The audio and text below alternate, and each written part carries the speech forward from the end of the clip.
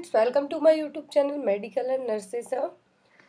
सो guys, आज के इस वीडियो में हमने सीएचओ की जो सीरीज स्टार्ट की थी, एमसीक्यू सीरीज और थ्योरी बेस्ड सीरीज, तो ये एमसीक्यू सीरीज का जो BNS 042 पार्ट पढ़ रहे हैं हम। BNS 042 पार्ट का जो फर्स्ट ब्लॉक है, यहाँ पर मैंने आपको पहले ही सिलेबस दे दिया था, उसमें बताया था कि टोटल 92 यूनिट्स हैं।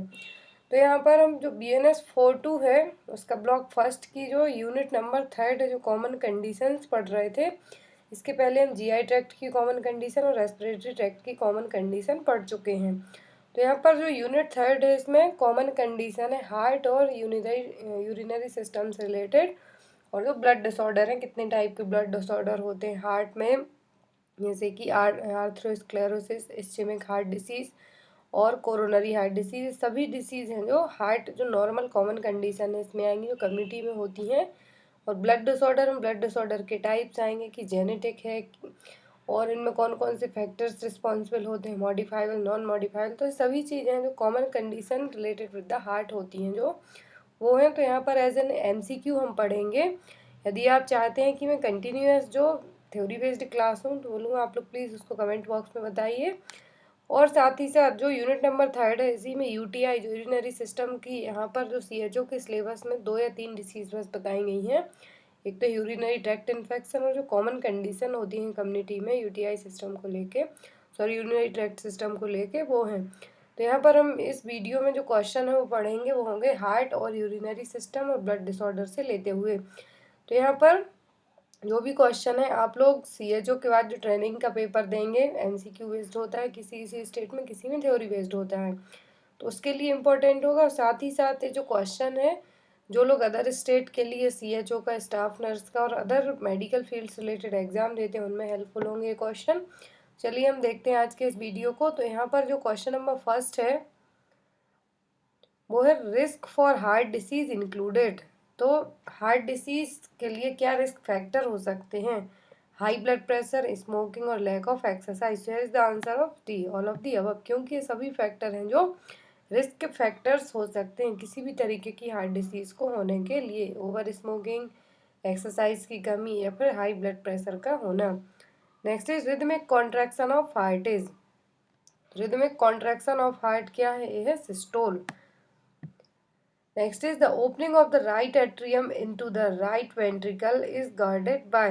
तो जो राइट एट्रियम है, जब राइट वेंट्रिकल में ब्लड फ्लो के लिए ओपन होता है, तो किस वॉल्व के थ्रू ओपन किया जाता है, या फिर इसको ओपन और क्लोज करने के लिए कौन सा वॉल्व है जो वो हेल्पफुल हो सकता है? तो वो tricuspid valve.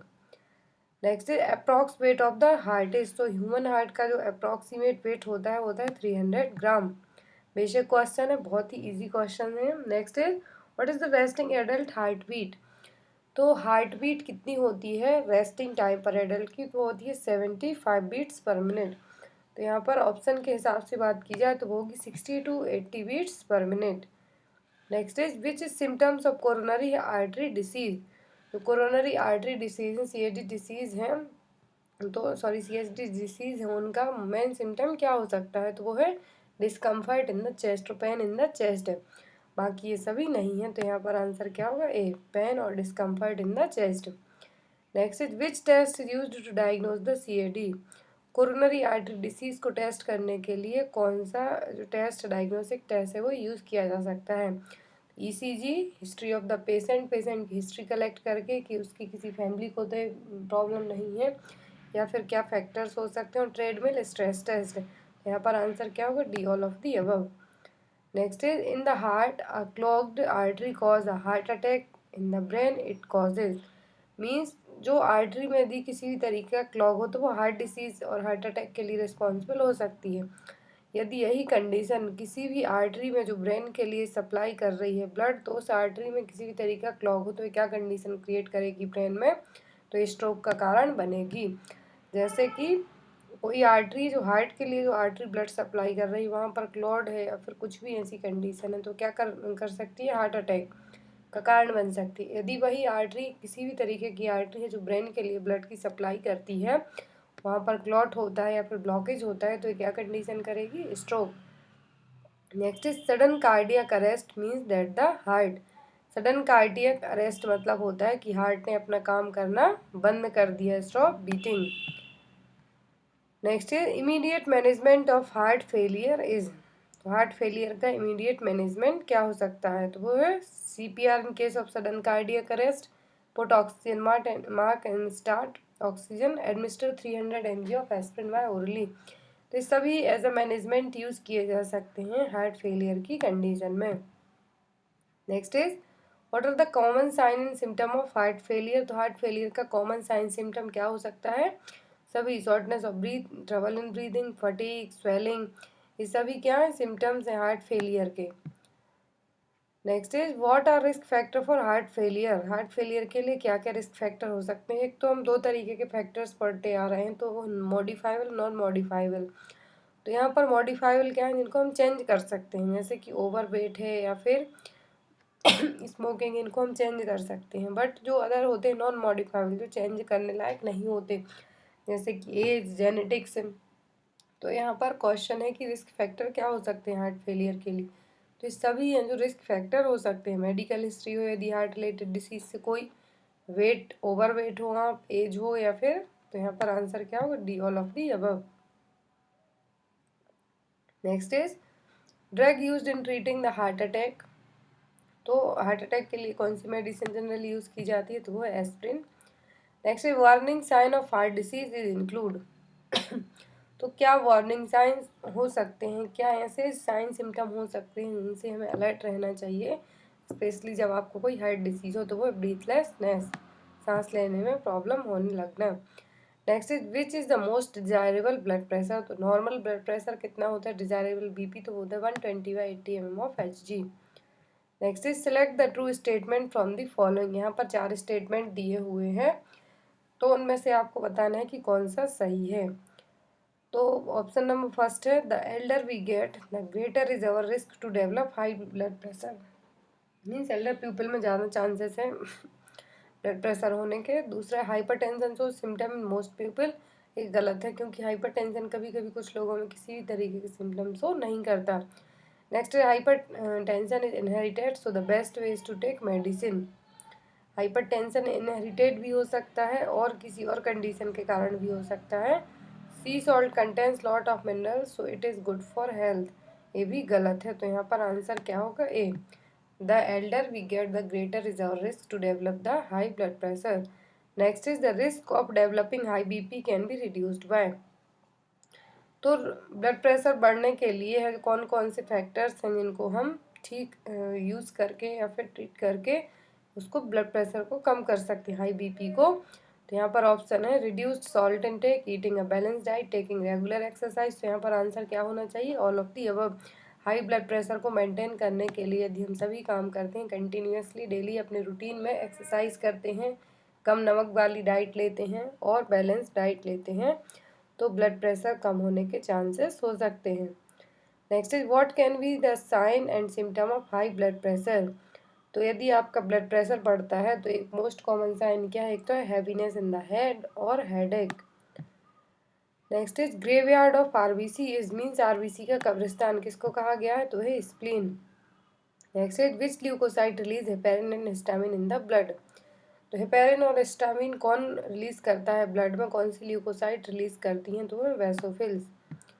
Next is vitamin essential for clotting, तो क्लॉटिंग के लिए कौन सा विटामिन हेल्पफुल है, तो वो vitamin K।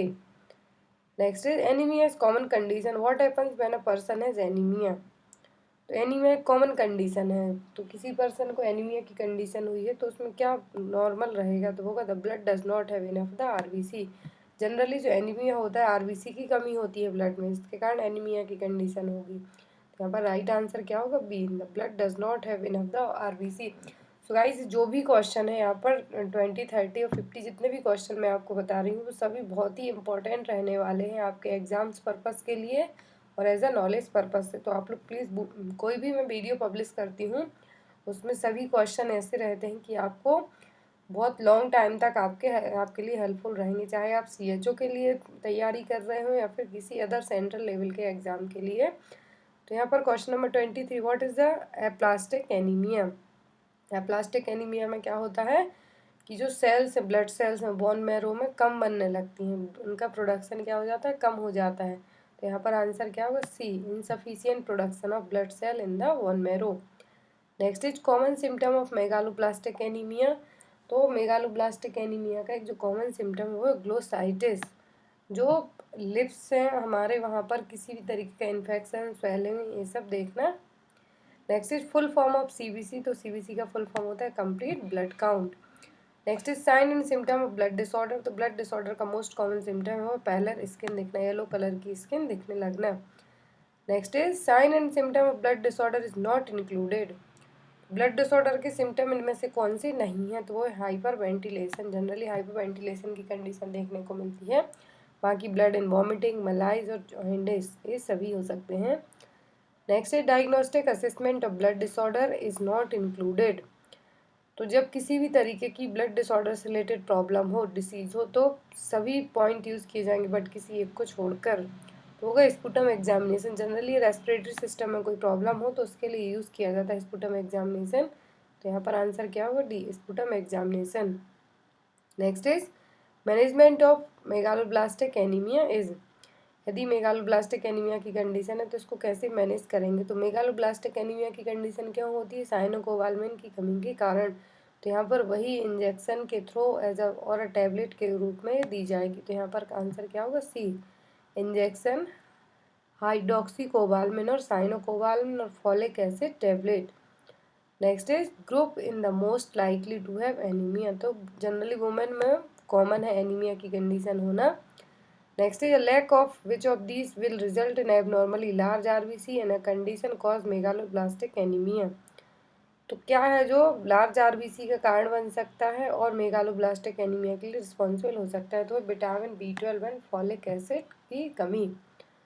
Next is which of the following is not a symptom of UTI. Urinary tract infection का क्या सिम्टम नहीं है, burning, micturition, dysuria, hesitancy, pain in the urining, urine time पर पेन होना। तो ये निस्टैग्मस है जो इसका सिम्टम नहीं है। Next is symptom of chronic bacterial प्रोस्टाइटिस is not included. तो जो बैक्टीरियल प्रोस्टाइटिस की कंडीशन है जनरली, तो इसमें सभी सिम्टम देखने को मिलेंगे बट कोई एक छोड़कर तो होगा पॉलीयूरिया। जनरली ओलिगोयूरिया की समस्या देखने को मिलेगी, डिस्यूरिया देखने को मिलेगा बट जो पॉलीयूरिया बार बार यूरिनेशन बिल्कुल भी नहीं होगा।